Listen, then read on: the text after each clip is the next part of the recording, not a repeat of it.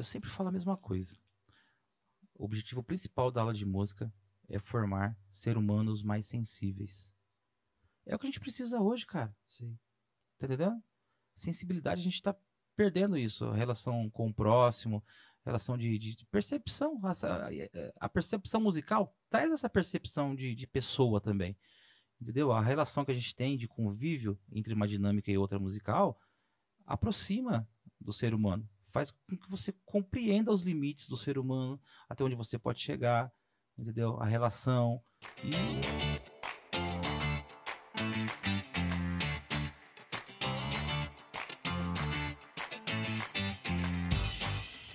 Sejam muito bem-vindos ao Mais Fala Em, o primeiro podcast onde o apresentador tem que tomar cuidado para não falar mais do que o convidado.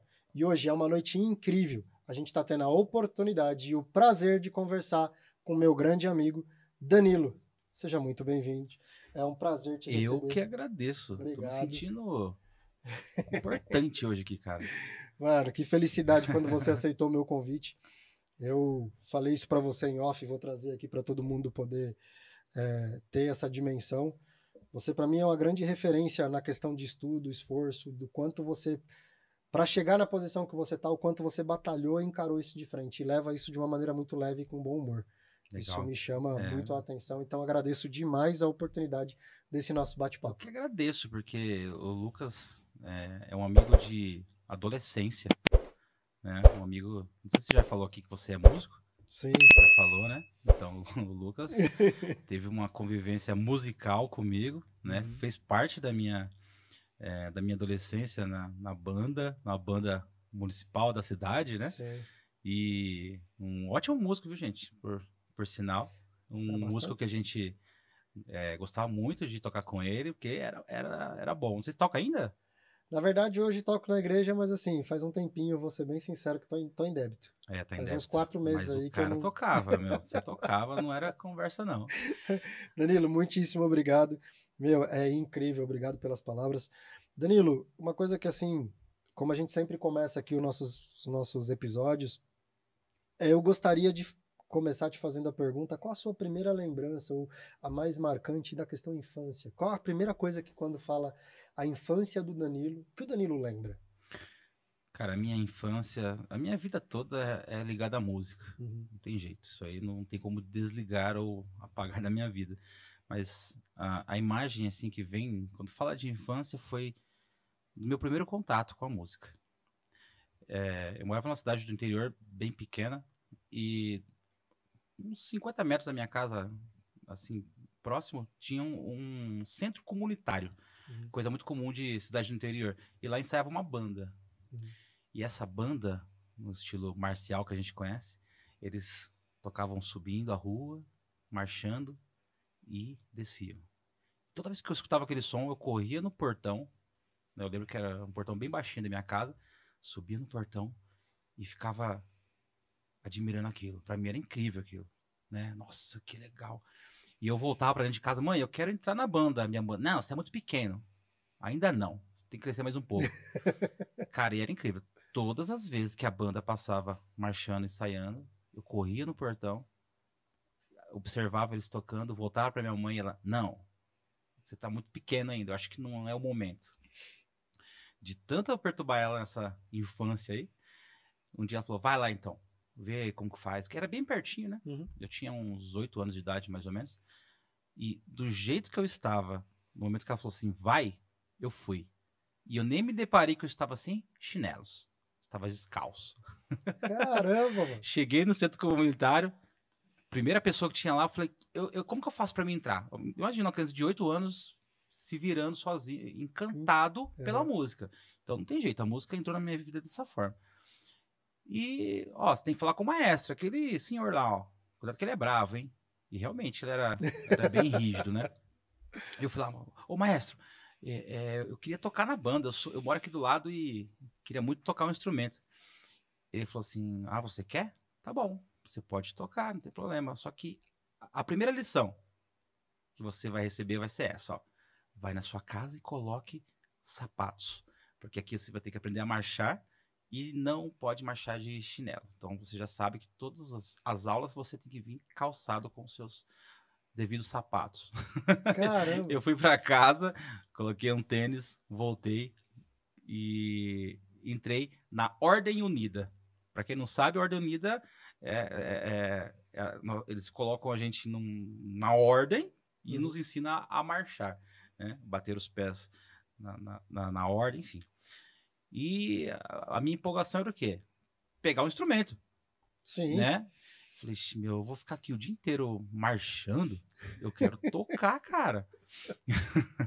Fiquei lá algumas horas marchando e observando, né? A galera dos tambores aqui, a galera das cornetas ali. Tinha bastante flauta também. Nessa banda tinha lira, que as liras tocam de pé. Tinha lira de um lado. Eu falei, e agora? Vou ficar aqui marchando? Beleza, passei o período lá da aula de marcha, de Ordem Unida. Que instrumento você gostaria de tocar? E durante a Ordem Unida, eu percebi que as pessoas que chegavam, as únicas que tinham instrumentos eram os que tocavam flauta. Eu percebi que eram os únicos que levavam para casa. Eu falei, eu quero o instrumento que eu vou levar para minha casa. Eu quero a flauta. E realmente, eles me deram a flauta, falaram, você vai levar para sua casa, vai preencher essa ficha e vai estudar. Cara, aquele negócio foi encantador. Estudei muito aquilo. Caramba. Eu fiquei uma semana inteira, porque era uma aula por semana, eu fiquei uma semana toda estudando flauta, assim, mas alucinadamente. Tipo, deixei de assistir desenho, deixei de fazer aquelas coisas que a gente gosta de quando criança, pra tocar flauta. Na outra semana, praticamente, eu cheguei tocando já todas as notinhas que ele, né, as diatônicas que ele tinha ensinado lá, e, enfim. Passou esse período da flauta, toquei as musiquinhas, tudo. Aí começou a surgir um pentelho na banda. Desculpa a palavra, mas um moleque que perturbava. Era eu. Por quê? Eu cheguei no maestro e falei, sabe, maestro, eu gosto muito de flauta, né? Adoro. Mas eu gostaria de experimentar outro instrumento. Ele falou, é mesmo? Tá bom, qual que você quer? Eu falei, eu gostaria de tocar prato. Que eu achava demais aquele negócio. Chamava atenção na banda. Ah, você quer tocar prato? Tá bom, então vai lá, devolva sua flauta e vai do prato. Eu devolvi a flauta, tá bom. Aí eu fui, devolvi a flauta, fui pra galera da percussão e peguei os pratos. Nossa, aquilo foi incrível, cara.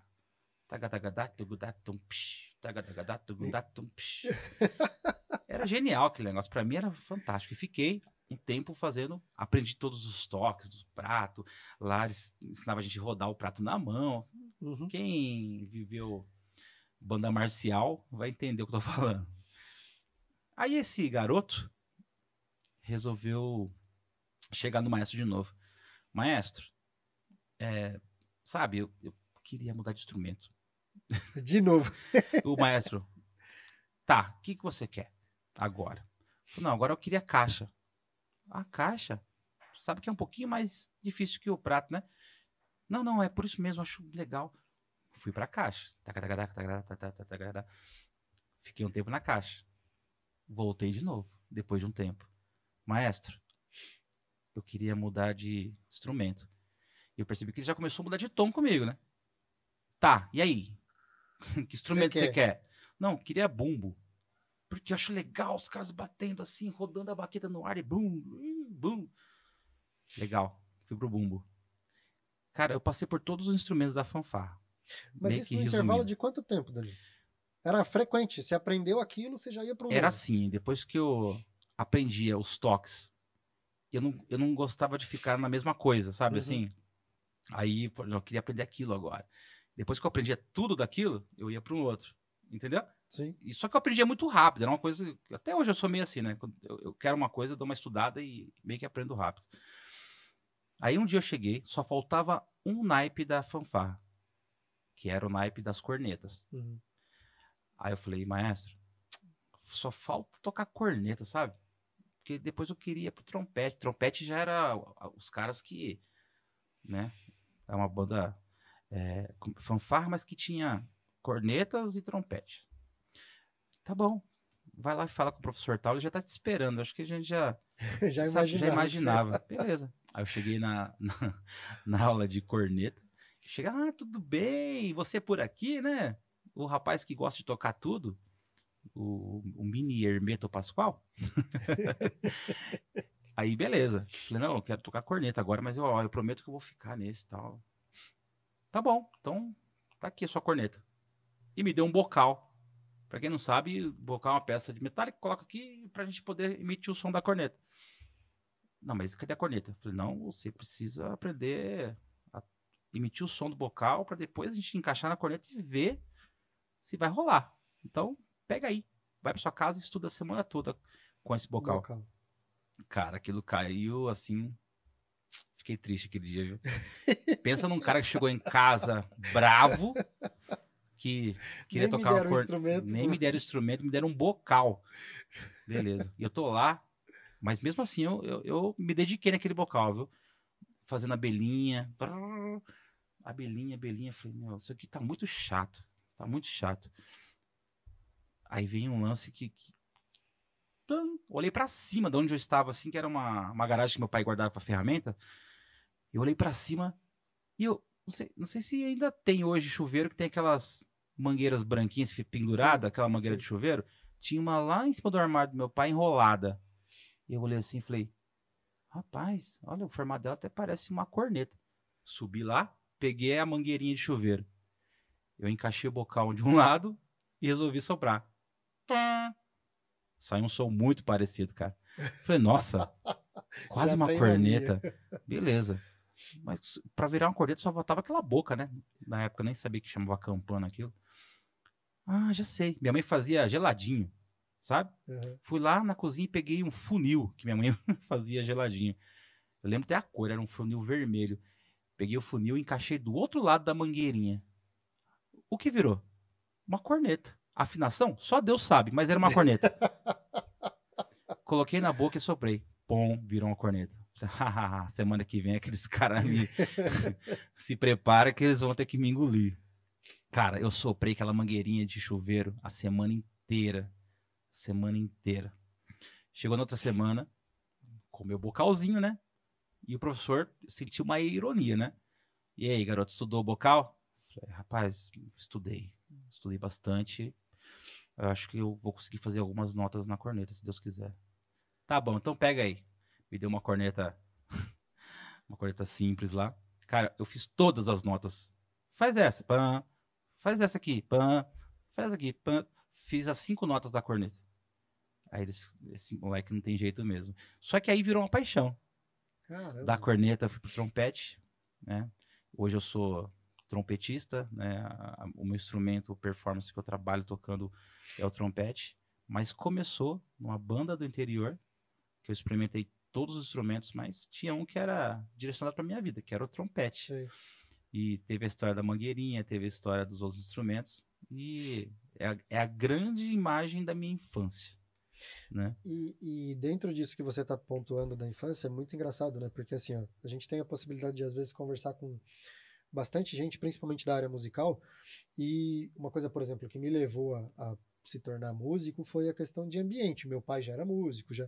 E tudo isso que você está comentando é muito o sentido da influência de olhar algo e falar, eu quero isso para mim. Sim. E assim, esse é um despertar que para mim veio muito mais, veio depois. Veio muito mais por causa das amizades que a música me trouxe, por causa da. Não que eu tivesse a paixão pela música. A música me trazia o ambiente que eu era apaixonado por estar. Sim. Então, no seu caso, você já se apaixonou não, eu quero estar nesse movimento, eu vi a banda marcial, não, eu quero estar lá.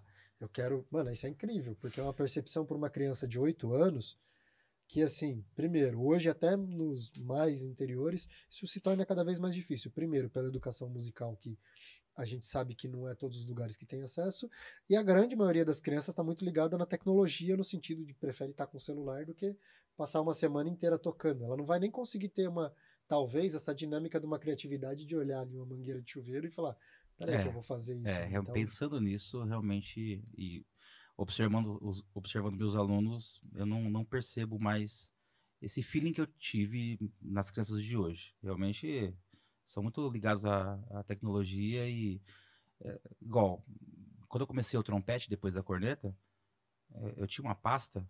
Nessa época, essa banda, ela não fazia aquela leitura de partitura normal, não. uhum, Eram códigos que eles escreviam si, lá, e quando era para ser agudo, colocava um tracinho em cima. Então a gente basicamente tinha que decorar, tocar de ouvido. Então eu pegava as pastas todas feitas à mão, o maestro tirava xerox, fazia à mão, tirava xerox e a gente montava uma pasta. Eu ficava tardes e tardes depois que voltava do colégio, com uma pasta na minha frente, não tinha nem estante, colocava, né, no colo às vezes, e folheando aquela pasta, tirando as notas no trompete.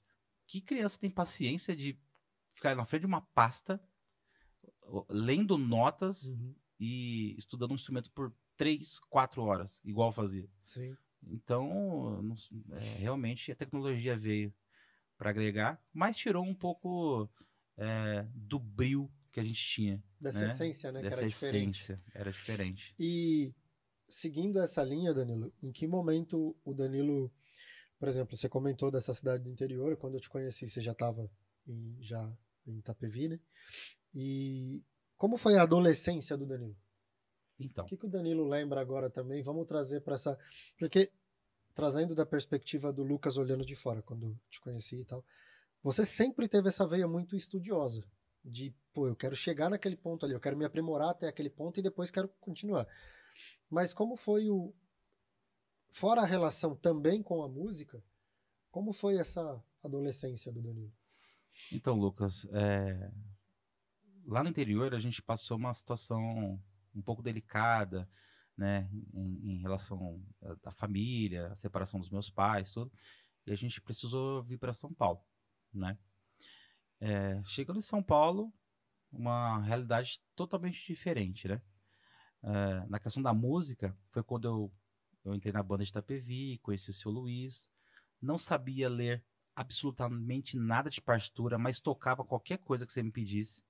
Né? Os caras, como que você toca e não sabe ler uma nota? Eu falei assim, então, o método que eu usava na infância lá era dessa forma. Então, eu toco de ouvido qualquer coisa, só que eu não consigo ler. Foi aí que começou a outra parte da minha vida, que é a adolescência, correndo atrás de algo que precisava fazer parte para o que eu queria buscar, que Uhum. era viver de música. Parece estranho, mas por volta dos 12, 13 anos, já tinha essa vontade. Viver de música. Estranho isso, né? Viver de música. E esse viver de música dependia de tanta coisa, né? Dependia dessa leitura, dependia de conhecer pessoas. Imagina chegar num lugar que você não conhece ninguém, né? Ah, só me falaram, tem uma banda numa escola, você vai lá. O único lugar que eu conhecia de Itapevi era o Bem-vindo, né? Então, A rota era o caminho do bem-vindo. aí eu fui lá, né? Entrei na banda e o sonho não cessou, porque eu conheci pessoas que me ajudaram bastante, né? O seu Luiz foi uma pessoa assim incrível na minha vida que me incentivou, o seu Luiz era o maestro, né? Sim, Da nossa época e não tem como não falar o nome dele. Formou tantos outros músicos, né? Tem sim. músicos tocando em sinfônicas pelo Brasil todo, o David Tubista, o Wellington, é, enfim, Dom Ed, trompetista, vários músicos que vivem da Sim. música também como eu, que saíram de uma banda de uma cidade, como a banda de Itapevi, que formou muitas pessoas, né? Então, eu passei a minha adolescência, né, estudando música, sempre era voltado para a música, sempre. Eu lembro que eu comecei a estudar em uma escola que era do Quinzinho Oliveira, um trompetista, em Santo André. Essa história é muito curiosa, eu conto até para os meus alunos em sala de aula.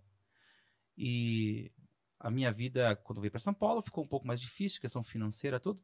E eu lembro que eu tinha o dinheiro para comprar a passagem, era o papelzinho que colocava lá né?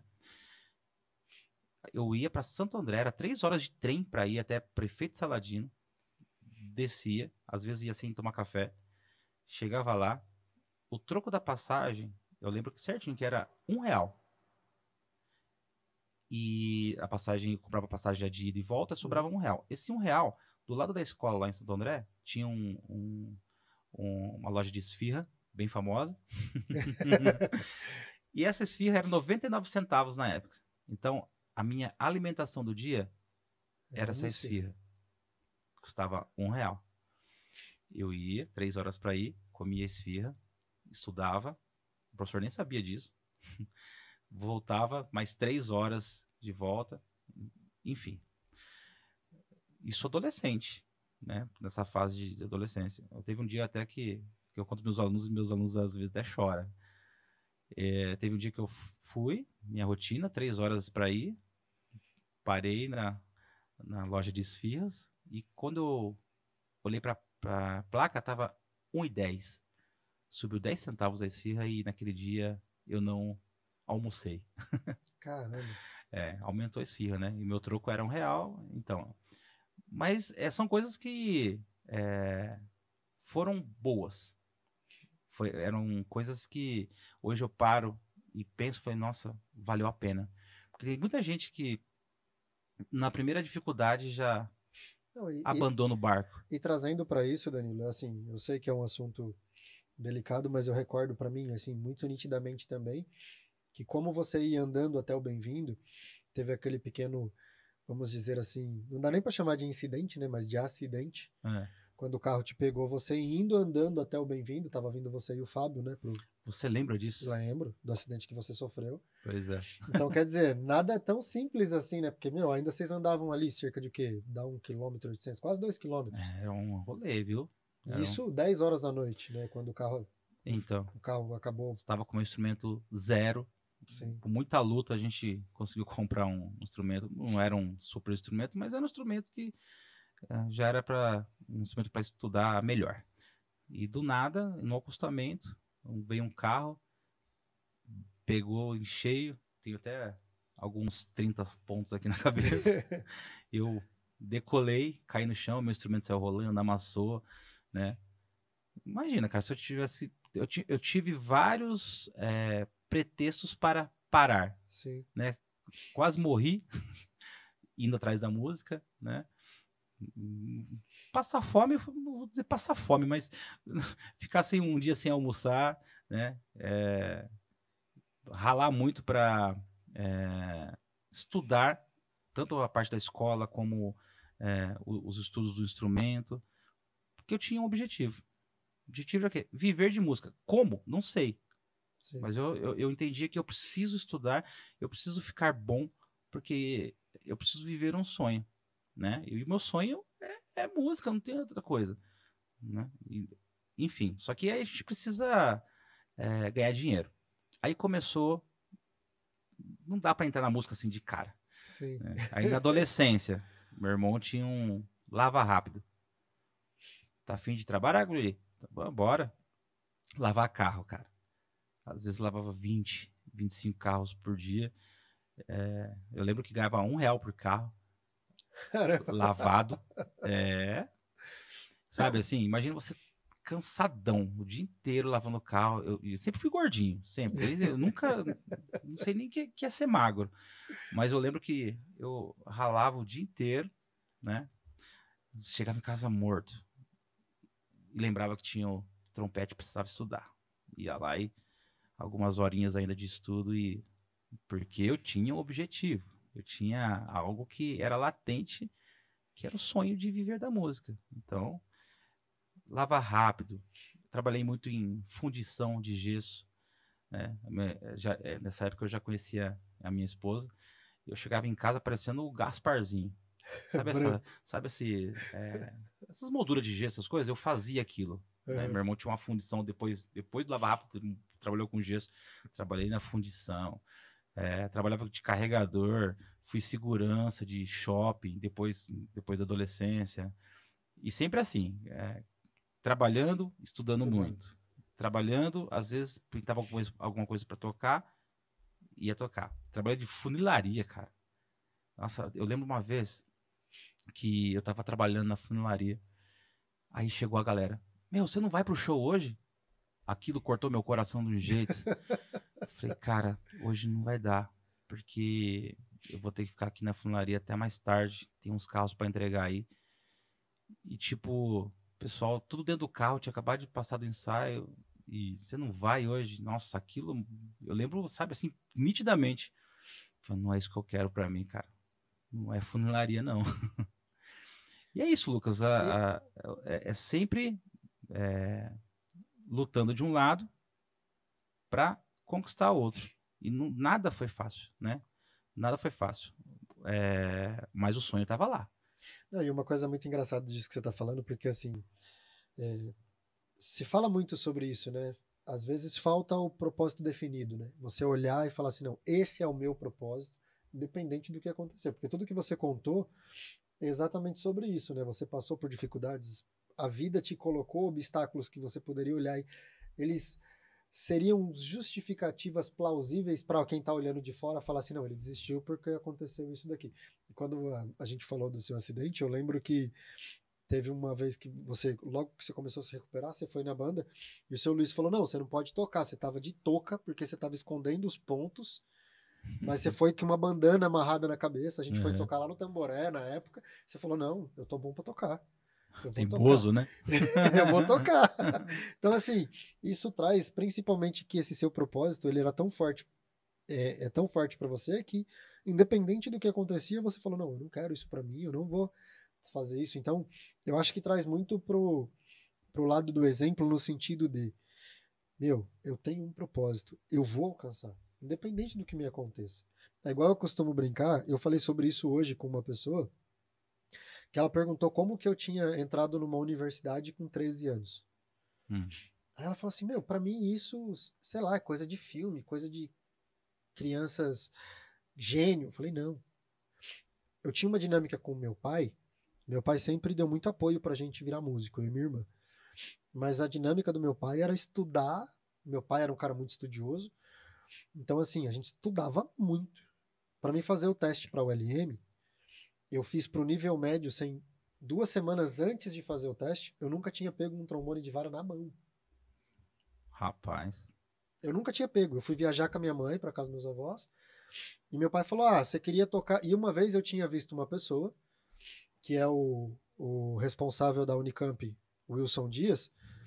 Eu vi ele tocando trombone de vara e falei pro meu pai: Putz, que legal. Queria aprender esse instrumento. Sei lá, eu comentei 1 ano antes, mais ou menos. Fazia bastante tempo. Quando eu voltei de viagem, meu pai falou: Ó, tá aqui o trombone, daqui 15 dias você tem teste na ULM. Primeiro, eu não sabia nem o que era o ULM, porque eu não tinha essa ligação. Mas quando eu fui fazer o teste com 13 anos, eu entrei porque 15 dias antes eu estudava 8, 10 horas por dia. Tinha criado, em 15 dias eu criei um calo na boca. De Nossa. tanto que, não, você vai estudar, você vai estudar. E quando eu entrei, meu pai mantinha uma rotina muito. Então o que eu acredito, eu falei assim, ó, não tem gênio, tem esforço de repetição. A lição é essa aqui. Repete, repete, repete até ficar bom.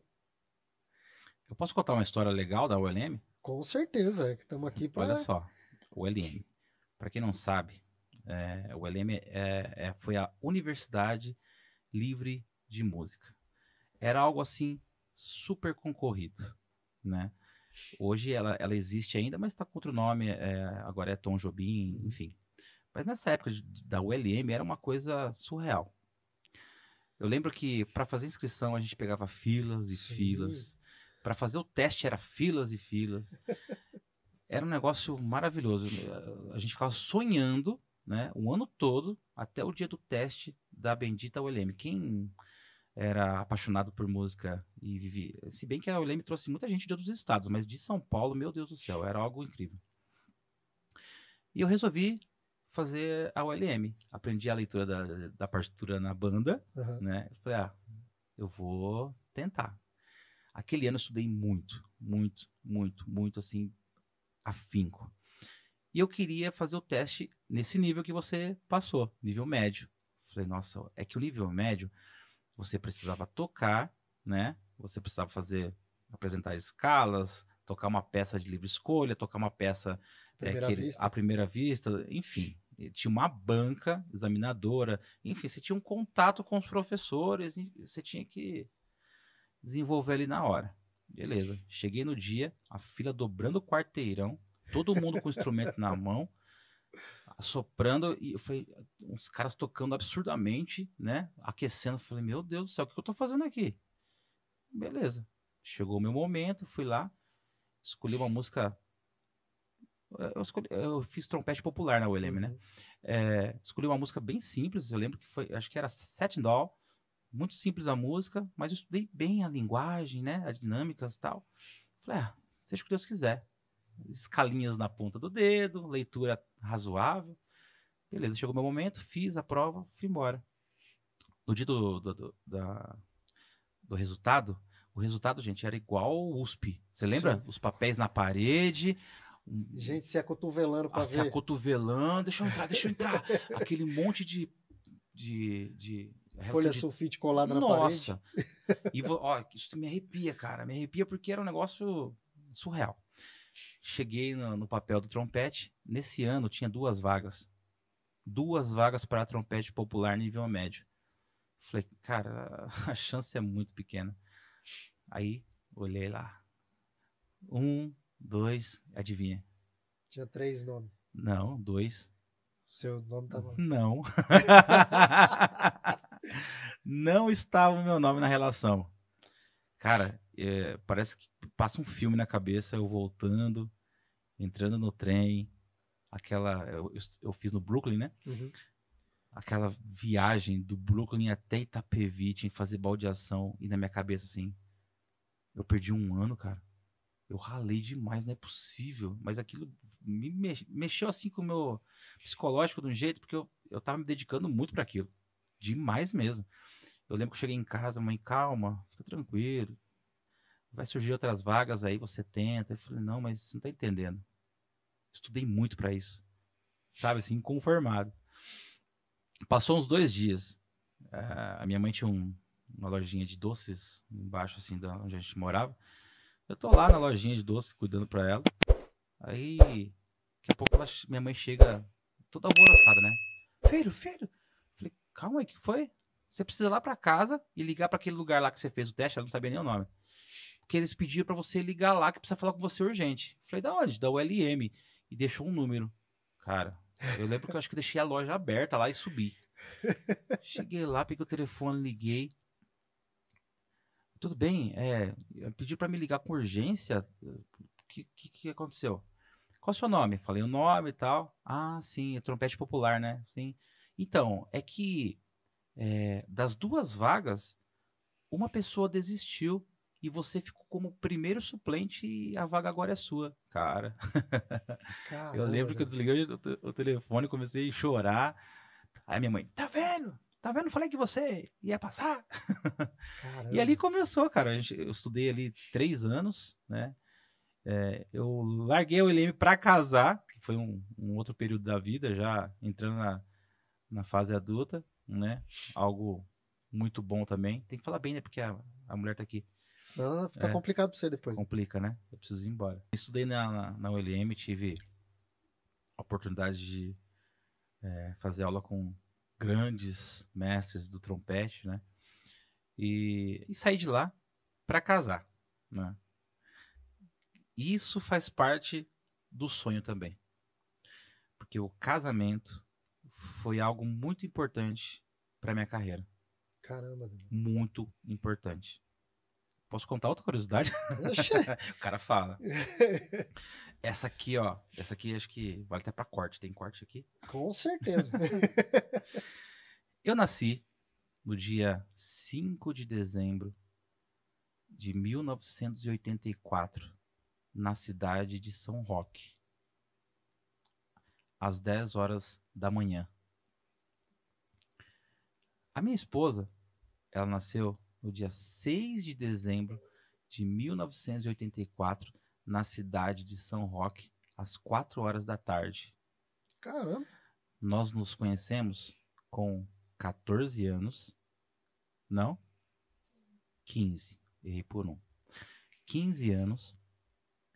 Ou seja, nascemos na mesma cidade, né? Em dias diferentes, mas pela proximidade, é bem possível que a gente se encontrou no berçário. Eu nasci dia 5 Ela nasceu dia 6, eu nasci de manhã, ela nasceu no outro dia à tarde. Você Ou ainda tava seja, por lá?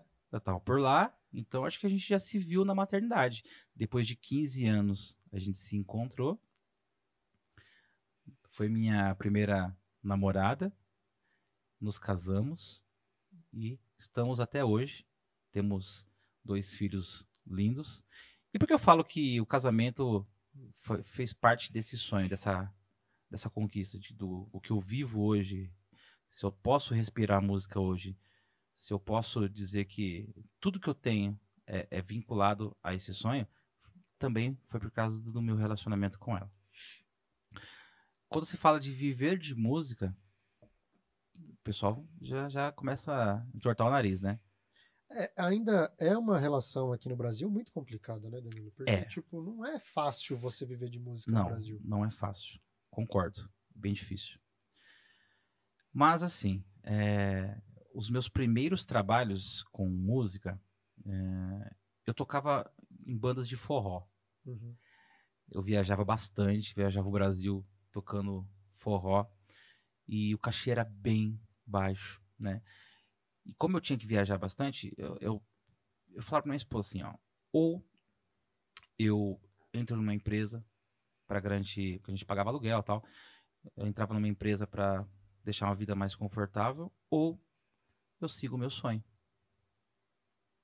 Aí foi onde a minha bênção fez todo sentido, né?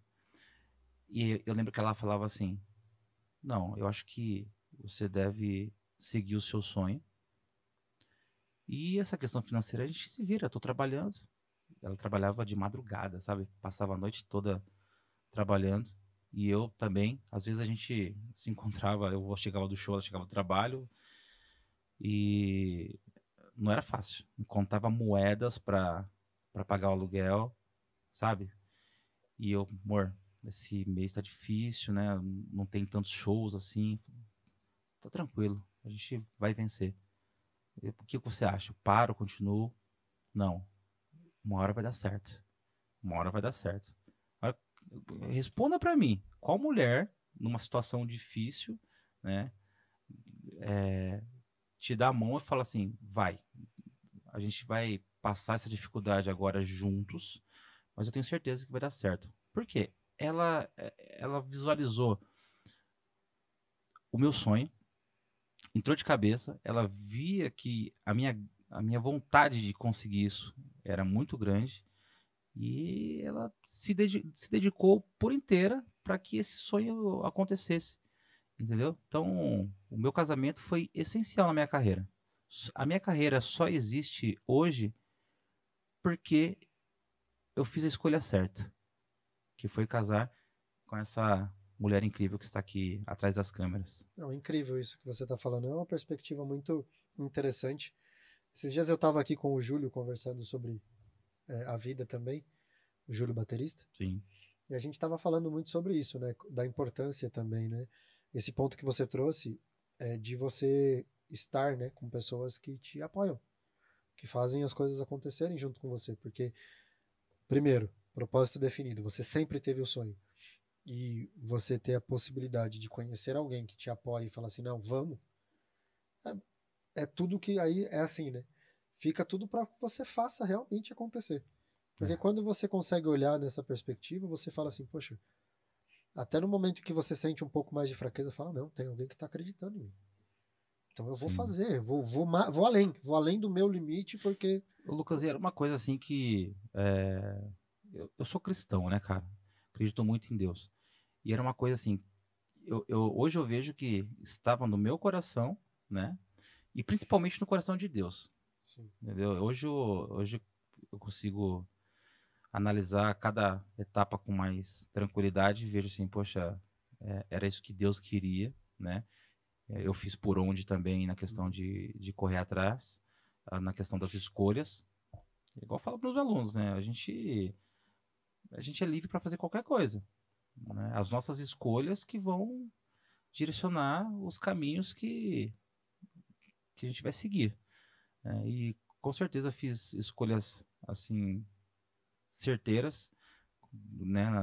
Com o olhar de Deus, Uhum. lógico, né? Com o temor.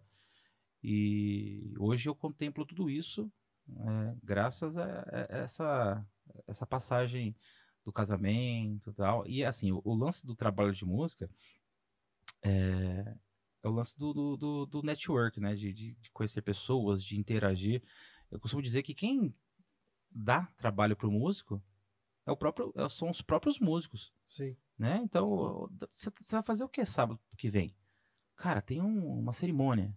Pô, tem uma banda aí que tá precisando de um trompetista. Cara, quem me ajudou foram os meus amigos músicos, né? E graças a Deus eu tive sempre na vida uma ótima relação com músicos, se eu tô aqui hoje foi porque amigos me indicaram, amigos, ó, tem uma cerimônia, tem um baile, tem alguma coisa, e a vida vai se construindo, vai tomando forma, né? Por essas pessoas que você atrai para o seu lado. E graças a Deus eu tive pessoas incríveis, assim, que me indicaram trabalhos, me foram direcionando, ó, não faz mais isso aqui porque você já está num nível legal, você está meio que se prostituindo. Não, já começa a cobrar isso, vai para esse. Eu tive esse tipo de orientação, sabe? Tipo de suporte, né? De suporte de pessoas que já estavam no mercado e falou: faz isso, para de fazer isso não é legal, isso aí até né, deixa a classe um pouco inferiorizada, enfim. E foi isso, Lucas. Tive pessoas importantíssimas para chegar até aqui. Que bacana. Danilo, eu gosto sempre de usar desse estímulo, é algo que, assim, de reflexão, de trazer momentos. Não sei se você já parou para pensar nisso ou se recorda muito facilmente. Você fala que é um sonho de criança que você construiu e você vislumbrava isso. Em que momento o Danilo estava tocando e ali sozinho deu aquela respirada funda e falou assim: eu cheguei. Ah, legal. Que Legal. momento o Danilo sentiu que fala assim: hoje eu estou vivendo do meu sonho? Cara, teve vários momentos assim, mas tem um momento do músico que é muito especial, é quando você tá num palco e você vê pessoas curtindo o seu som. Uhum, Pessoas que você olha e fala assim, legal. Só que aí, no meu caso, foi o seguinte, eu gravei para muitos artistas do gospel, né? uhum. Gravei já para Shirley Carvalhais, Rose Nascimento, essa galera do Pentecostal, teve uma época que eu gravava muito, muito. Ademar de Campos. E teve uma cantora que eu fiz um DVD pela Sony Music, que foi com a cantora Damares, aquela cantora que canta Sabor de Mel, Uhum. né? Beleza, fui convidado para fazer esse DVD, que chama-se Damares ao Vivo em São Sebastião. Procurar no YouTube vocês vão achar. E beleza, eu fui convidado para fazer o naipe de metais, gravei no estúdio, era o ao vivo, né, o over com o Valendo. E quando eu cheguei naquele palco, primeiro a gente foi passar o som. Eu olhei assim e falei, nossa, era aberto, né, em São Sebastião, em frente à praia. Falei, será que vai dar uma galera aqui, né? É muito grande isso aqui, né? Um palco gigante.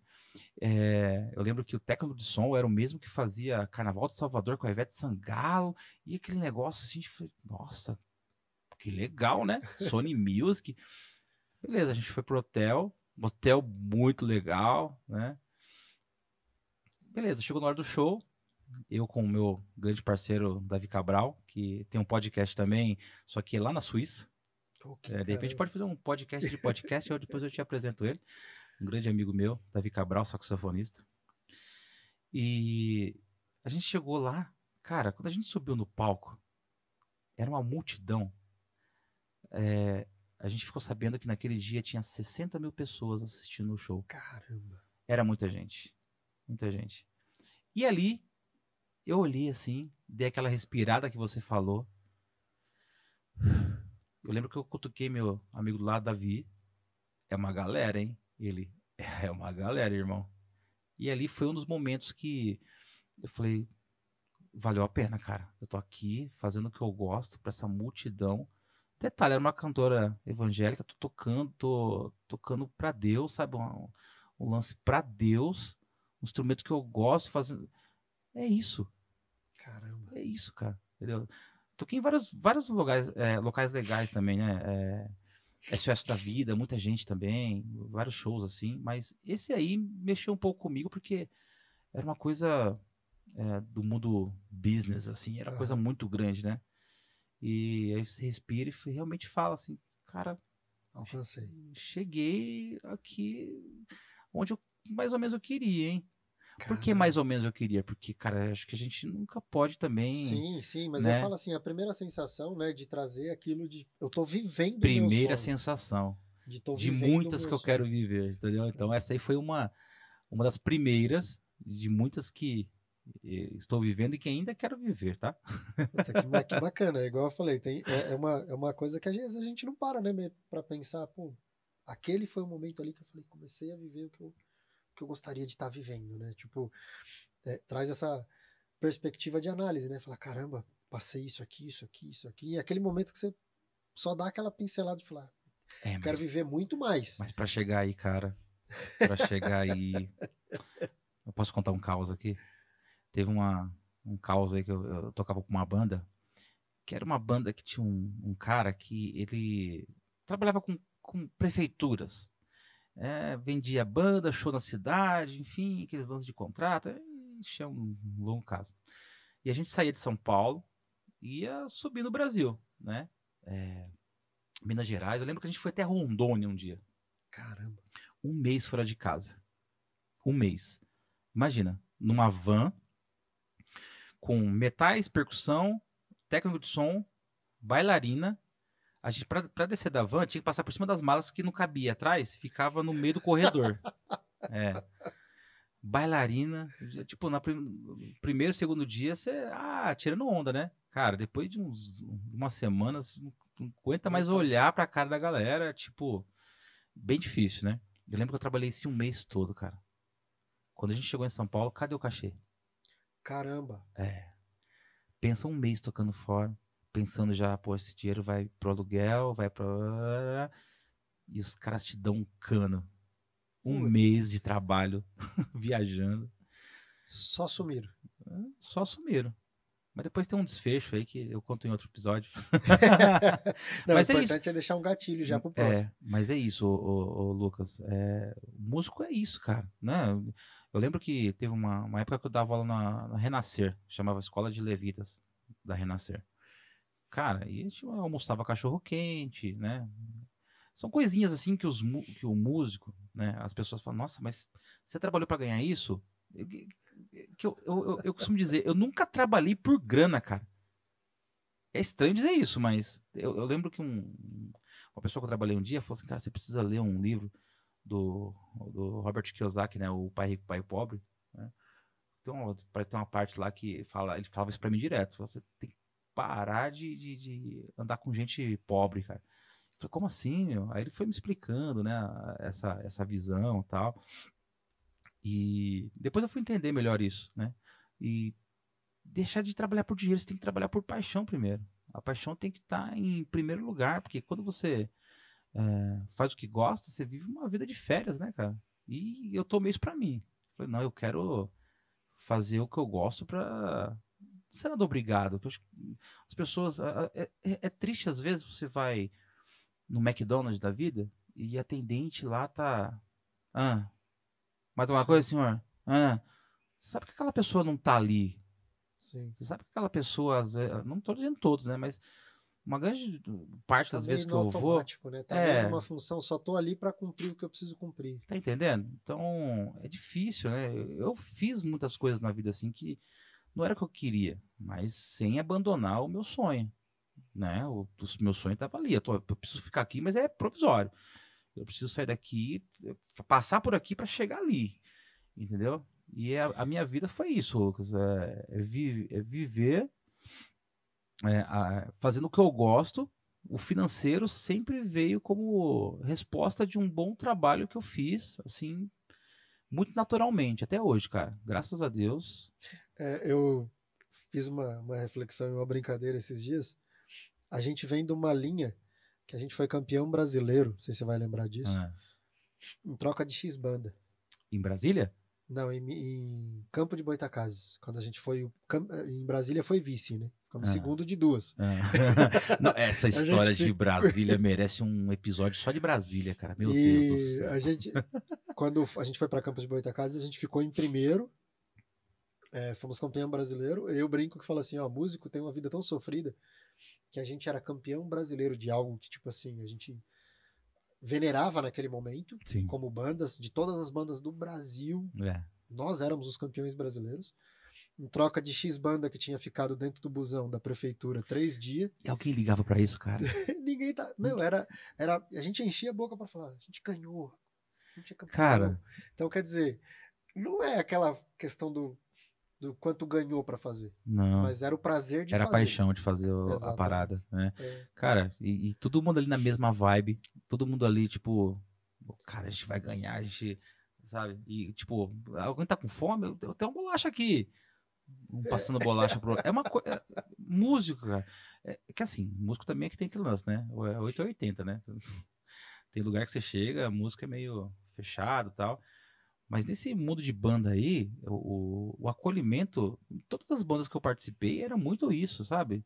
Tipo, tô com fome, tem uma bolacha aqui. Ah, É, meu. é uma sensação que, assim, eu falo que eu gostaria muito que minha filha vivesse, mas hoje eu não consigo enxergar tanto assim, dessa forma, os lugares que a gente conviveu no nosso tempo.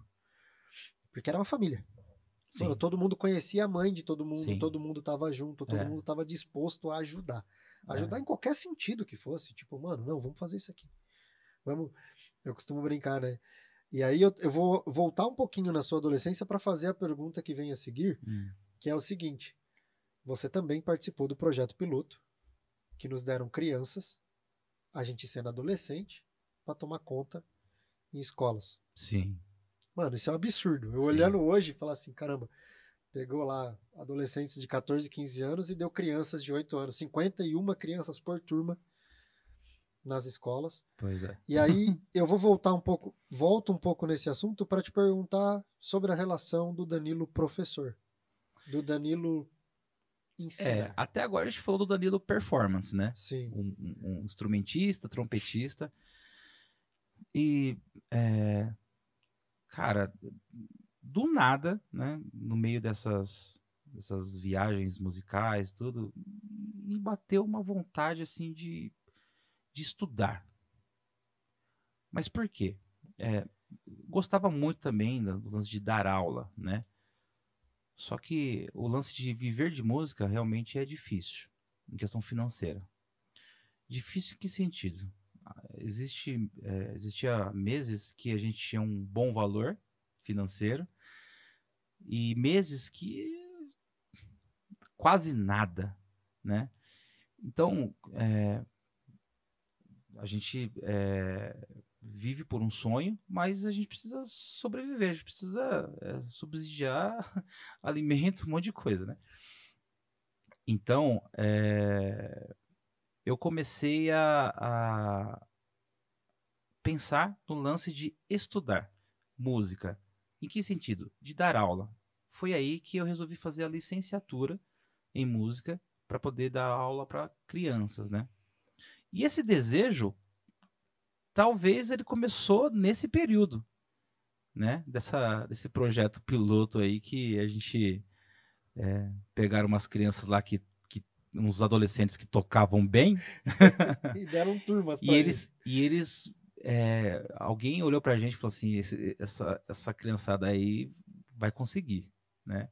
E Sim, realmente a gente colocou crianças na rua, né, desfilando, tocando, sim. né? Por quê? Porque a gente gostava de fazer aquilo, a gente tinha o amor, né, como carro-chefe de tudo que a gente fazia. Então não tive dúvida.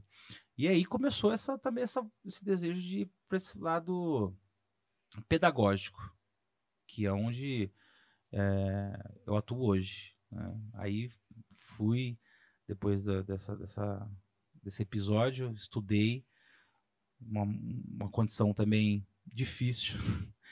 Porque eu ainda era performance, mas eu estava estudando para tentar seguir uma outra linha, né? E questão financeira, só voltando um pouquinho antes. A questão financeira é que quando a gente é performance, toca um instrumento, a gente não tem um valor definido todos os meses. Igual quando você trabalha na empresa, você sabe o X que você ganha e você consegue determinar que eu posso gastar isso para um financiamento, para alguma coisa. Para o músico, pelo menos para mim, que no meu nível, que eu estava trabalhando na época, estava bem difícil pensar algo nesse sentido. Resolvi estudar, né? E aí começou a surgir outros projetos para trabalhar, que foi com a educação. Me formei em educação musical pela Facfito, e aí foi outra paixão. Além da música, agora estar em contato com crianças e tentar transmitir um pouco desse amor através da educação musical, isso aí, cara, isso aí não tem preço. Você entrar numa sala de aula, eu sou conhecido como tio Danilo, não sei se você sabia disso. Sim. Tio Danilo. E o tio Danilo, ele é um tio que ele é esperado toda semana com muito carinho. O tio Danilo, se o tio Danilo não for na aula, os alunos vão reclamar em casa, os pais vão ligar na escola. Por que o tio Danilo não deu aula hoje? Entendeu? Porque eu não vou só dar uma aula de música, né?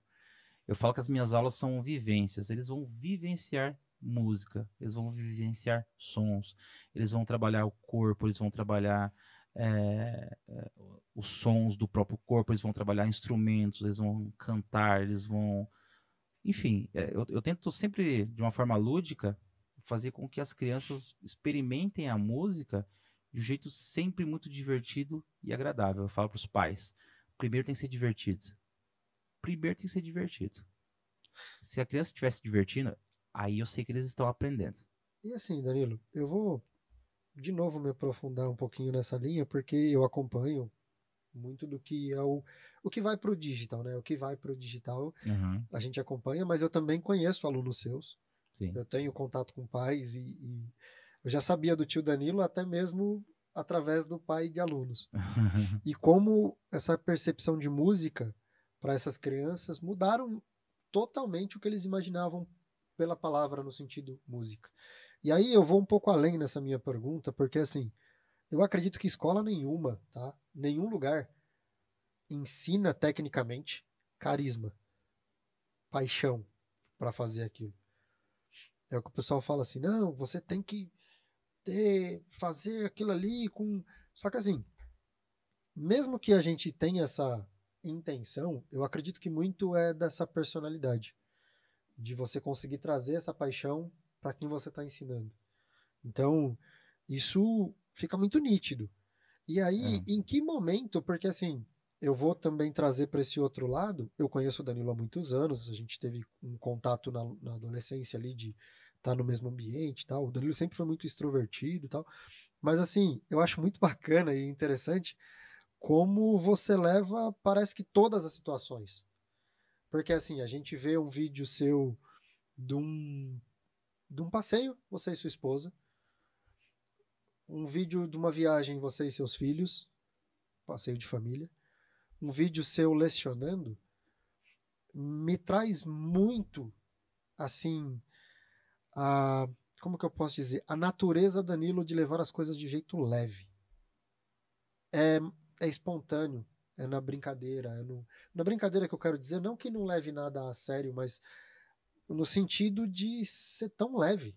E isso, assim, como é essa percepção, o Danilo olhando para essa situação? Então, deixa eu responder de uma forma, ó, na questão do ensino. A minha vida toda, eu fui ensinado de uma forma tradicional, né? A questão do vai, lê, repete, tradicional que a gente conhece, né? Só que aí quando eu entrei na universidade, eu conheci as pedagogias ativas, né? Que foram educadores que transformaram a educação, que eles enxergar uma forma mais dinâmica, mais lúdica de transmitir algo, no caso a música, de uma forma mais envolvente, de uma forma que as crianças se divirtam com isso. Aí eu sempre fui palhaço, você sabe disso, né? Vacilou, dormiu no busão, é pasta de dente, é talco de chulé na cara, e você sabe como que é. E eu descobri que na educação, é, colocar um pouco desse carisma que você diz é algo que iria agregar, iria somar no aprendizado das crianças. Então, juntar a palhaçada, né, o carisma que eu tenho, que você disse, junto com as pedagogias ativas, que são métodos de ensino que envolve a criança de uma forma que ela se divirta e aprendendo ao mesmo tempo. Então, acho que casou, cara. Então, talvez o resultado eu posso dizer que eu tenho sucesso hoje nesse sentido, sem demagogia, porque realmente eu faço do jeito que você está falando, assim, da forma mais leve possível, de uma forma que eu possa levar a música para a criança, mas de uma forma divertida.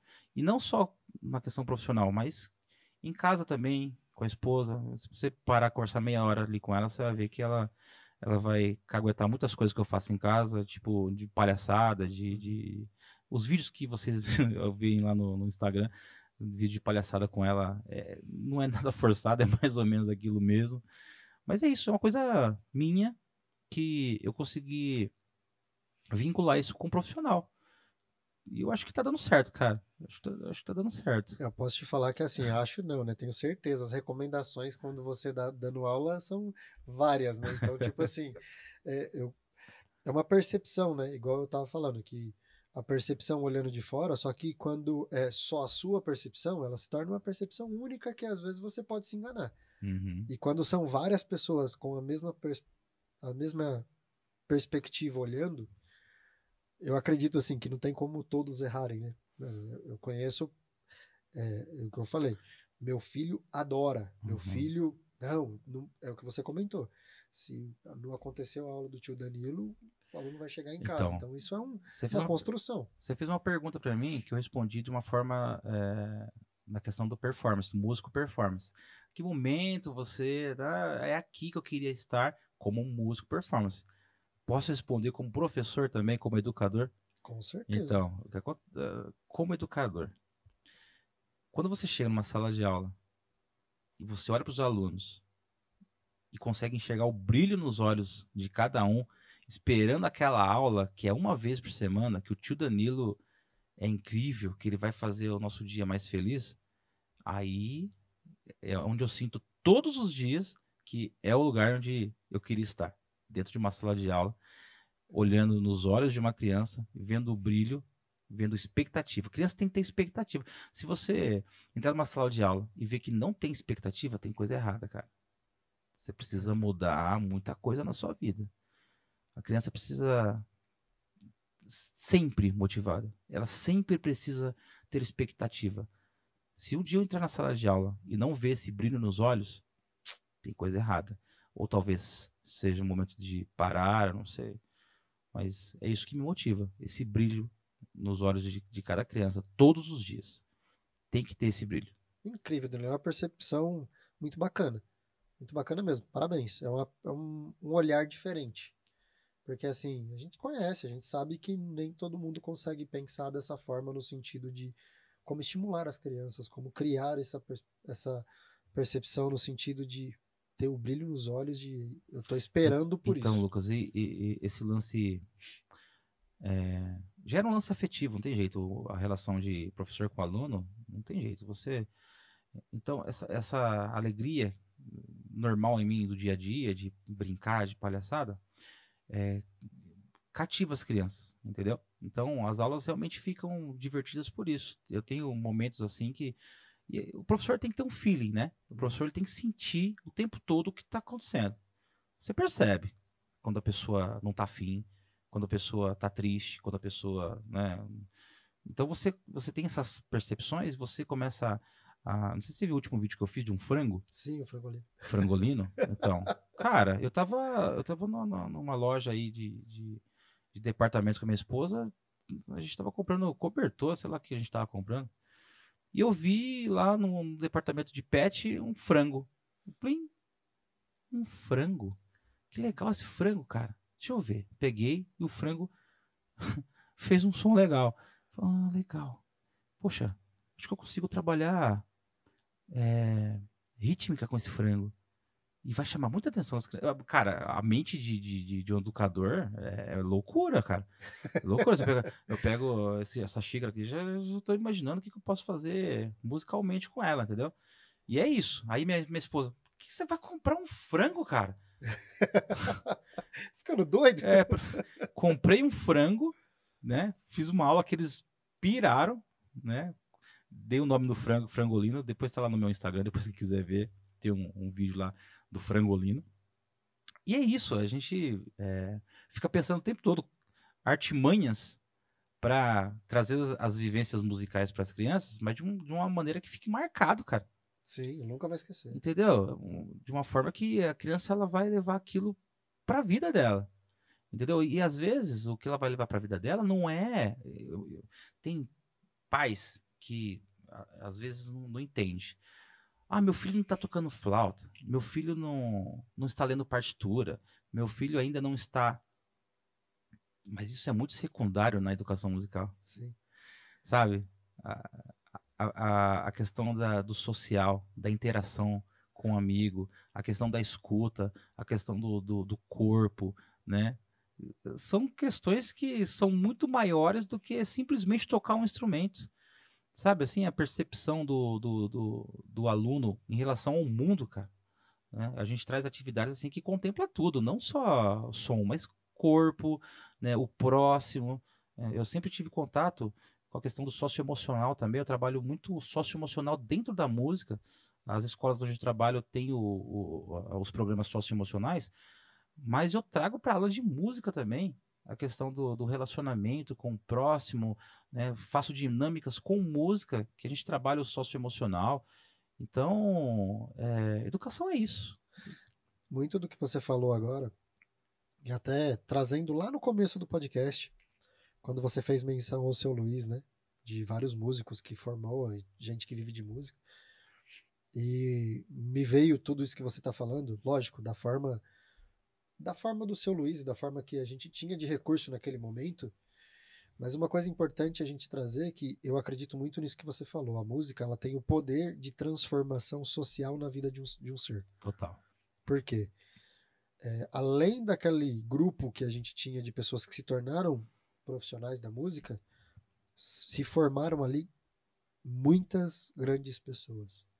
Pessoas, mesmo que fazendo em outras áreas, em outras, que hoje são pessoas que a música proporcionou ter um social bacana, ter pessoas que pode chamar de amigo, de família, que vieram de uma situação que a gente brinca, né? Que quando a gente saiu no Jornal da Cidade, não sei se você vai lembrar desse fato, estavam escrito lá que era uma banda de suporte a jovens carentes. Não sei se você lembra disso. Que na época todo mundo ficou bravo, falou, mano, mas que é isso? Tipo, mas era um negócio que formou a gente, e o que você está falando é muito bacana, Danilo, de você conseguir replicar de uma forma muito poderosa, de trazer isso para o lado social dessas crianças, de poder proporcionar para elas uma condição de pensamento diferenciado. Eu acredito que a música proporciona isso também. Ô Lucas, o principal objetivo das minhas aulas de música, eu todo início de ano, quando eu tenho a possibilidade de conversar com alguns pais, tem um colégio que a gente faz apresentação para os pais, eu sempre falo a mesma coisa. O objetivo principal da aula de música é formar seres humanos mais sensíveis. É o que a gente precisa hoje, cara. Sim. Tá entendendo? Sensibilidade, a gente tá perdendo isso. A relação com o próximo, relação de percepção. A percepção musical traz essa percepção de pessoa também. Entendeu? A relação que a gente tem de convívio entre uma dinâmica e outra musical aproxima do ser humano. Faz com que você compreenda os limites do ser humano, até onde você pode chegar, entendeu? A relação. E é isso que eu tento despertar isso nas crianças. entendeu? Isso é muito bacana. É. Danilo, trazendo toda essa questão que você pontuou sobre sensibilidade, acho isso muito incrível. Eu vou, de novo, né? A gente fica indo nesse ping-pong da linha do tempo, da sua linha do tempo. O Danilo, pai. A gente falou de performance, falou de profissional hoje em relação a estar lecionando, a estar compartilhando isso. Qual que é aquela sensação assim, agora eu sou pai? Essa relação Cara, com algo tão, igual você comentou, né? Algo tão profundo e que, assim, que a gente tem uma influência gigante na vida de um ser, mas pro Danilo, o momento do Danilo pai. então, eu tenho 2 guris, né? 2 hominhos. O meu filho menor, o Iago, Uhum. eu conheci ele no elevador. Quer que eu conte essa história? Você conheceu o Iago no elevador. No elevador. Eu estava no estúdio gravando, Uhum. em Osasco. A minha esposa entrou em trabalho de parto, estava gravando, inclusive até para um artista de renome do gospel. E, enfim, eu recebi a ligação, ó, estamos levando a Daiane pro hospital porque acho que entrou em processo de parto. Falei, meu Deus. E eu dentro do aquário e já tenso, né? Beleza. Gravando e continuei e tal. Precisava terminar aquele trabalho. Daqui a pouco ligou de novo. Ó, nasceu. Aí eu falei, gente, agora não dá, agora tem que sair fora. Abandonei o set de gravação e inclusive tava com esse amigo meu, Davi Cabral, que é parceiro do naipe, quem, né, sempre anda junto. Então, Davi, não, vou com você, cara. Beleza, saímos do estúdio, fomos até o hospital. Aí ele, caramba, cara, filho é uma coisa incrível, conversando no elevador tal, e beleza, apertamos o botão pra subir. Aí abriu a porta no andar antes de chegar e eu lembro que entrou tipo aquele estufa que fala? Como fala? Que o bebê fica dentro, assim? Sim, eu sei o que é, mas também vou ser sincero que eu não É. sei o nome, não. Aí entrou uma mulher com um carrinho daquele lá com o bebê dentro e tal. Ah, boa tarde, boa tarde. Aí o Davi brigou comigo, né? Cara, parece japa isso aí, parece que é seu filho isso aí, meu. Eu falei, para com isso, cara. Não mata o coração, não. Aí ele, ô moça, qual que é o nome desse guri aí? Aí ela olhou na fitinha do braço assim, esse aqui é o Iago, cara. Eu falei, que é? Iago do quê? Não, esse aqui é Iago Rodrigues Nakayama. Eu falei, nossa, meu filho, velho. Meu Deus. Moça, deixa eu ver meu filho. Não, moça. Aí abriu a porta, ela teve que sair. Não, eu preciso levar ele, porque ele precisa fazer os procedimentos lá e tal. E eu, tipo, tchau, Iago. Ele é meu filho mesmo. Conheci o Iago no elevador, cara. Caramba. Não é fácil, não. Mas assim, os meus filhos são bênção, cara. Assim, demais. Pensa em 2 guris tranquilos que nunca tive problema algum. As pessoas me perguntam: seu filho toca o quê? Nada. Nada. Mas por que não. Engraçado, por que as pessoas acham que filho de músico tem Isso. obrigatoriamente que tocar? Não, eles não tocam. Por quê? Porque eles não querem. Não, mas você. Não, eles vão fazer o que eles. Eu não tive o sonho de ser músico, viver da música. Os sonhos deles vão ser outras coisas de repente, entendeu? Sim. Eu não posso interferir nisso, eu não posso impor que sejam músicos. Ficaria feliz, talvez? Sim. Mas eu quero ficar ainda mais feliz se eles chegarem no sonho que eles traçaram para eles, Sim. sem a minha, vou dizer influência, mas imposição, né? Eu não imponho nada disso. Então, eles um gosta muito de videogame e o outro agora começou a namorar. A mãe já tá com a pulga atrás da orelha, porque os filhos crescem e voam, né? E já tá nessa fase de namoro. Mas é isso, a relação é incrível, cara. Eu costumo brincar que é uma descoberta que a gente passa um período gigante só aprendendo, né? Porque você olha, Sim, todo dia tem uma novidade, é tem um negócio novo, tem uma coisa que. Mas isso não acontecia. Isso verdade. aqui. Então é uma fase de descoberta muito bacana, no sentido de construção, né? Que a gente É, também se descobre como um ser diferente também, né? Porque muda a vida da gente e nesse sabe ponto. o que é legal, cara? É o lance do legado, né? É o lance de, poxa, eu preciso fazer um lance que meu filho tenha como referência. Então, esse sonho, essa busca, meus filhos, a vida toda, né, se depararam com isso. O pai correndo, o pai saindo de madrugada para tocar, o pai saindo cedo para uma aula. Os meus filhos estudaram muito tempo comigo na faculdade, eles iam comigo, não tinha com quem deixar. Então o Iago acho que tinha uns 2, 3 anos de idade, o Yuri um pouco maior, e eles viraram um mascote da fita. Quem Uhum. estudou comigo sabe, os meninos, eu chegava um pouco mais cedo, os meninos deitavam o chão, eu lembro que o chão da faculdade era de carpete, levavam um cobertorzinho, eles deitavam no final da sala lá, tiravam o soninho deles, a aula era 7 da manhã, e ficavam comigo até o final, entendeu? Caramba. Não era fácil não, cara. E, Então eles presenciaram muita coisa dessa luta, muita coisa essa vontade por conquistar algo. E talvez isso seja algo em questão de legado que. É muito bacana você citar isso, Danilo. E agora eu vou te fazer uma pergunta sobre isso, né? A gente já está caminhando, acredito que assim, para o final dessa primeira parte. Já te faço o convite para novos encontros Vai ser um prazer. e exatamente sobre isso. É uma pergunta que eu costumo dizer que é para nossa reflexão, pensar sobre.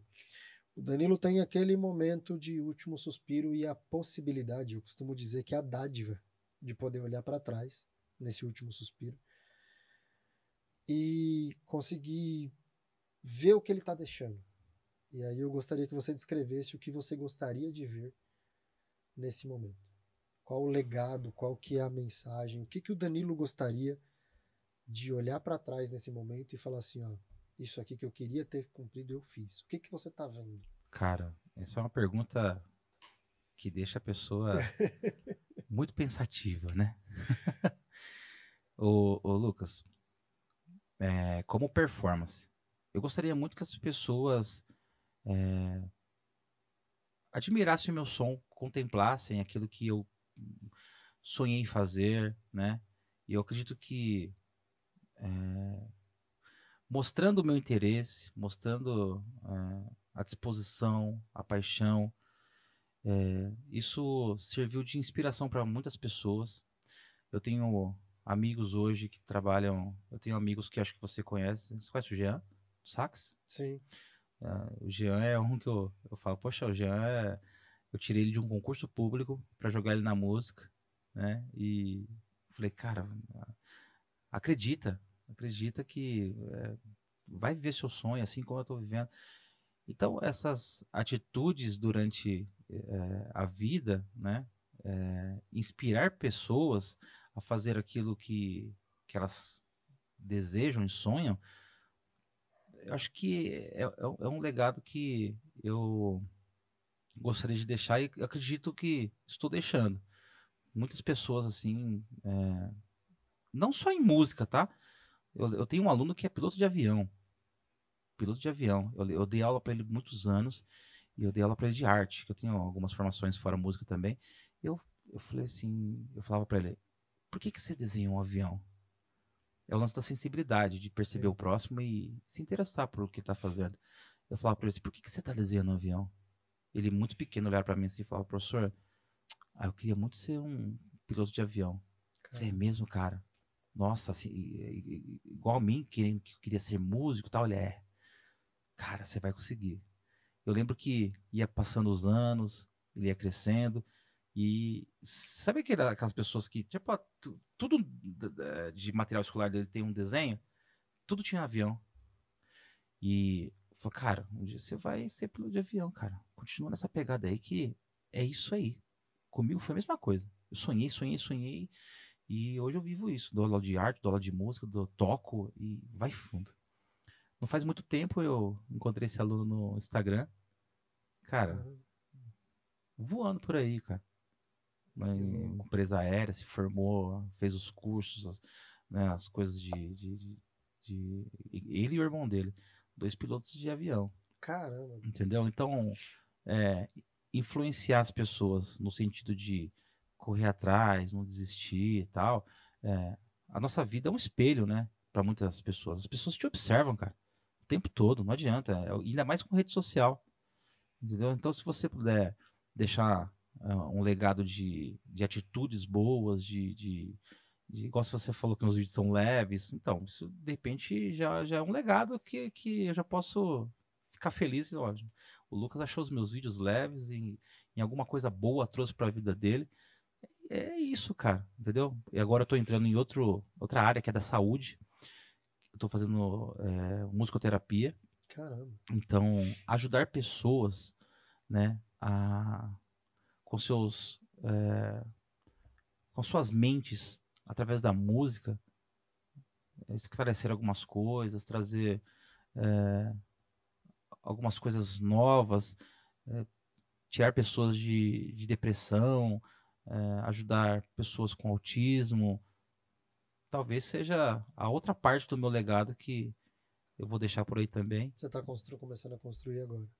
Oi? É essa que você está começando a Essa é a construir minha agora. nova, isso. A minha nova, que é essa parte da saúde. Então, legado é deixar coisas boas, né? Então, essa trajetória que eu contei aqui até agora, acho que já é uma parte desse legado que estou bem satisfeito e insisto naquela tecla de não desista dos seus sonhos. Por mais complicado, por mais barreiras, por mais dificuldades que o mundo vai colocar na sua frente, não desiste, cara. Entendeu? Eu falo com meu amigo lá que mora na Suíça. Falo, cara, eu tô vivendo de música no Brasil, velho. Você tem Já é um noção? feito e tanto, Você né? tem noção que eu sou um cara que vivo de música no Brasil? Comprei minha casa, tenho meu carro, sabe assim, tenho uma família linda, tenho tudo que eu quis, eu conquistei por causa da música, cara. Entendeu? Mas o lance é só não desistir. Você tá afim? Ah, eu quero ser um fabricante de xícara. Cara, vai lá, meu. Vai pra cima. Compra a primeira máquina, estuda, leia, vai pra cima. É isso. O segredo do sucesso é ir pra cima. E você sabe muito bem disso, né? Que tudo isso aqui também. Foi um processinho aí, foi uma. Então, não é? Mas Mas é a realização de um foi sonho. fácil. Você chegou aqui, blum. Não. Eu costumo brincar que assim. Quantos livros você já leu? Quantas pessoas você já conversou na sua vida? Entendeu? Quantas trocas você teve para chegar aqui? Para você olhar assim para esse teto, para essas coisas que você idealizou aqui e falar, poxa, entendeu? É um caminho que só o Lucas vai saber. Por mais que a gente fique aqui 5 horas contando a minha história, não dá para ter uma real noção de tudo aquilo que a gente precisou sofrer e vivenciar para conquistar o que a gente tem hoje, entendeu? Então, É muito louco isso que você está falando, porque é muito do sentido que a gente, desde quando a gente pensou isso aqui, de compartilhar com as pessoas pequenos trechos, para as pessoas que possam estar pensando, pô, eu passei por isso aqui, eu vou desistir. Não, mano, não é assim. Tipo, isso que você comentou agora, eu brinco, né, que eu também tive a oportunidade, né, e a felicidade de... O casamento mudou minha vida. Eu fiz 18 anos de casado agora faz 10 dias. Mudou minha vida. Mudou em tudo. E quando a gente pensou a agência, quando eu pensei a agência, era um sonho meu. A minha esposa até então, ela não tinha essa... Mas a partir do momento que eu contei para ela desse meu sonho, a gente ficou 1 ano e 7 meses trabalhando na agência sem ter R$ 1 de salário. A gente trabalhou 1 ano e 7 meses acreditando num sonho. então. E era só isso. Tipo assim, Só tinha o sonho. Só tinha o sonho. Só tinha exatamente o sonho. Só que era o suficiente pra gente correr atrás. É aí que tá a chave. Era esse o negócio. Então, quando você fala isso, me traz muito essa sensação de, tipo, o que você comentou, né? De não dá pra desistir. Mano, Então, teve dia que você olhar e falar, mano, não aguento mais. Aí então, você fala, não, vou... Aí você vem com esse projeto, né? Fala. Vai vir um monte de gente que falar, né? E cada fala é uma história, cada fala é uma vivência. E quem tá lá do outro lado assistindo, de repente tá ouvindo assim e fala, poxa, era o que eu precisava ouvir. E aí é o seu legado, cara. É o que você tá deixando aqui pro telespectador. Essa experiência de observar vidas, né, testemunhos, que aqui são vários testemunhos, né? Sim. Quando a pessoa expõe a sua vida, é um testemunho. No caso, você selecionou algumas pessoas que você acredita que tenha testemunhos bons. E isso com certeza vai chegar no ouvido de outras pessoas, as pessoas vão assistir e falar, poxa, que legal, motivador. E aí já é um legado que se estende graças ao Fala Em. Danilo, eu vou te pedir um último pedido, né, meu, que você olhe ali para a câmera, deixe suas redes sociais, como a gente te encontra, como a gente sabe mais do Danilo, como a gente pode se conectar ao Danilo, porque eu acredito que o mundo é conexão. Sim. Entre pessoas. A gente tem o facilitador das redes sociais, dos vídeos, enfim, mas a vida da gente é conexão. Então faço esse pedido para que você agora olhe para a câmera da verdade. Opa. Aqui, ó, na sua frente. Aqui? Tem uma para você aqui, ó, só o tempo todo. Maravilha. Pegando só você. Então e também já iniciar os meus agradecimentos a essa oportunidade da gente poder bater esse papo. Mano, gratidão. Maravilha. É o nome do que eu tenho, é o sentimento que eu tenho hoje desse nosso bate-papo. Fica à vontade. Também. Muito grato pelo convite. E é isso, gente. Para quem quiser me seguir aí nas redes sociais, digitou lá em qualquer uma delas, Danilo Nakayama. Eu tenho o privilégio do sobrenome, cara. Danilo com Nakayama, tipo, não tem ninguém mais por aí, não. Acho que tem um cara no Japão que não bate as redes assim e tal. Mas vocês digitou Danilo Nakayama em qualquer rede aí, ou até no Google tem coisa lá, Danilo Nakayama. Vocês me acham facinho. E muito obrigado pelo convite. Uma noite especial, de verdade. Poder reencontrar depois de alguns anos pessoalmente. A gente ficou muito tempo sem se ver. Sim. Mas é uma pessoa assim que o Lucas foi muito especial e traz uma nostalgia, né, cara? Eu sou um cara que gosta muito de ouvir músicas dos anos 80 e tal, assim, sentir essa nostalgia e tal. E essa nostalgia é muito mais interessante quando a gente encontra pessoas, né? E foi muito legal, muito legal. Só podia ter um trompete, um trombone aqui pra gente fazer um som, mas não. Não, aí você me complica, aí você me complica um pouquinho, faz um pouquinho de tempo que a gente tá afastado dessa pegada. Mas, pessoal, todas as redes do Danilo vão estar aqui embaixo no vídeo da descrição, mas, de novo, meu sentimento é muito de gratidão, muito obrigado pela oportunidade desse bate-papo. Eu não posso deixar de pedir para vocês, não tá inscrito no canal? Se inscreve, deixa seu comentário, fala realmente aí, fala o que você tá achando, fala dos nossos convidados, quem você quer ver aqui, eu costumo brincar, né? Deixa a verdade aqui embaixo. Não Isso gostou, aí. fala. Gostou, fala. E a gente tá tudo falando pra caramba. A gente vai ler tudo. Mas não deixam de se inscrever no canal, não deixam de curtir, compartilhem.